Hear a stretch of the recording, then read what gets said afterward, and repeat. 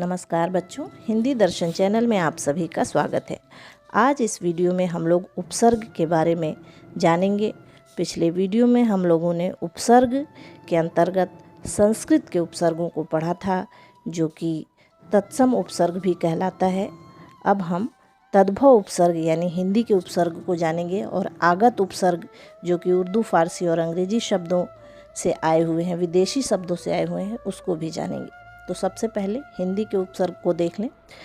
बच्चों, हिंदी उपसर्ग प्रायः संस्कृत उपसर्गों के ही विकृत रूप हैं। तो चलिए इसको समझते हैं। उपसर्ग है अ, जिसका अर्थ अभाव या निषेध के रूप में किया जाता है, जैसे अछूत, अचेत, अथक, अलग आदि। अध आधा के अर्थ में प्रयोग होता है, जैसे अधपका, अधमरा, अधपचा, अधखिला आदि। अन निषेध या अभाव के अर्थ में, जैसे अनजान, अनपढ़, अनबन, अनकहा आदि। उन एक कम के अर्थ में, जैसे 59, 39, 19, 29। औ या अव हीन के अर्थ में, जैसे अवगुण, अवतार, अवगुण, अवतार। कु बुरा के अर्थ में, जैसे कुपूत, कुचाल, कुढंग, कुचक्र। नि रहित के अर्थ में, जैसे निडर, निहत्था, निठल्ला, निपुता। चौ चार के अर्थ में, जैसे चौमासा, चौपाया, चौराहा, चौपाई आदि। भर पूरे के अर्थ में, जैसे भरपेट, भरमार, भरपूर, भरसक। दु कम के अर्थ में, जैसे दुबला, दुसाध्य, दुसह आदि। बिन रहित के अर्थ में, जैसे बिन मांगा, बिन ब्याहा, बिन चाहा, बिन खाया आदि। सु या स सहित या अच्छा के अर्थ में, जैसे सहित, सकाम, सुकन्या, सुघड़ आदि। दो उपसर्गों का भी कहीं कहीं प्रयोग होता है बच्चों, एक ही शब्द में, या दो से अधिक उपसर्गों का भी कभी कभी प्रयोग देखने को मिलता है। तो चलिए इसे भी समझ लें। शब्द है निराकरण। अब इसमें देखिए, नी भी उपसर्ग है और आ ये भी उपसर्ग है। दो उपसर्ग से मिलकर के ये निराकरण शब्द बना है, और इसमें जो मूल शब्द है वो है करण।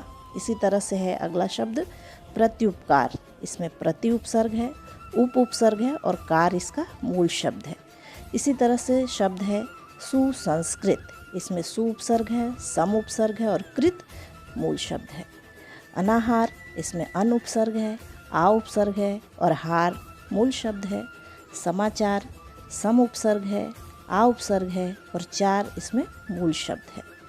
असुरक्षित, अ उपसर्ग, सु उपसर्ग और रक्षित मूल शब्द। पर्यावरण, परि उपसर्ग, आ उपसर्ग, वर्ण मूल शब्द। निराकरण, नि उपसर्ग, आ उपसर्ग, करण मूल शब्द। समालोचना, सम उपसर्ग, आ उपसर्ग, लोचना मूल शब्द। सुसंगठित, सु उपसर्ग, सम उपसर्ग, गठित मूल शब्द है। अनियंत्रित, अ उपसर्ग, नि उपसर्ग, यंत्रित यहाँ मूल शब्द है। अत्याचार, अति उपसर्ग, आ उपसर्ग, चार यहाँ पर मूल शब्द है। अनासक्ति शब्द है, इसमें अन उपसर्ग, आ उपसर्ग और शक्ति मूल शब्द है। इसी तरह से अप्रत्यक्ष, अ उपसर्ग है, प्रति उपसर्ग है और अक्ष मूल शब्द है। व्याकरण, इसमें वि उपसर्ग, आ उपसर्ग और करण मूल शब्द है। इसी तरह से दुर्व्यवहार, इसमें तीन उपसर्ग है, दुर, वी और अव, ये तीन उपसर्ग है और मूल शब्द इसका हार है। तो बच्चों, ये तो हो गए हिंदी के उपसर्ग, जिसे हम लोग तद्भव उपसर्ग भी कहते हैं। अब हम आगत उपसर्गों के बारे में जान लें, जो उर्दू, फारसी आदि शब्दों के उपसर्गों से बना होता है। तो ये हैं ऐन यानी ठीक, ऐन वक्त, ऐन मौका। कम यानी थोड़ा या हीन शब्द है कमज़ोर, कम कीमत, कम अक्ल आदि। बे अभाव के अर्थ में, जैसे बेईमान, बेपरवाह, बेदाग आदि।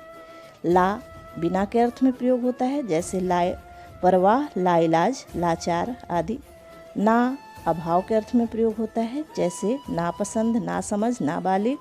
हर प्रत्येक के अर्थ में प्रयुक्त होता है, जैसे हर साल, हर दिल, हर दम। बिला बिना के अर्थ में प्रयोग होता है, जैसे बिला वजह, बिला नागा आदि। खुश अच्छा के अर्थ में प्रयोग होता है, जैसे खुशबू, खुश मिजाज, खुशकिस्मत। दर में के अर्थ में प्रयुक्त होता है, जैसे दर हकीकत, दरअसल, दरकिनार आदि। गैर बिना के अर्थ में प्रयोग होता है, जैसे गैर हाजिर, गैर कानूनी। गैर सरकारी आदि। बद बुरा के अर्थ में प्रयुक्त होता है, जैसे बदनाम, बदसूरत, बदकिस्मत आदि। तो ये हम लोगों ने आगत शब्दों के भी उपसर्ग जान लिए। आशा करती हूँ कि आप लोग इसे अच्छी तरह से समझ रहे होंगे। धन्यवाद।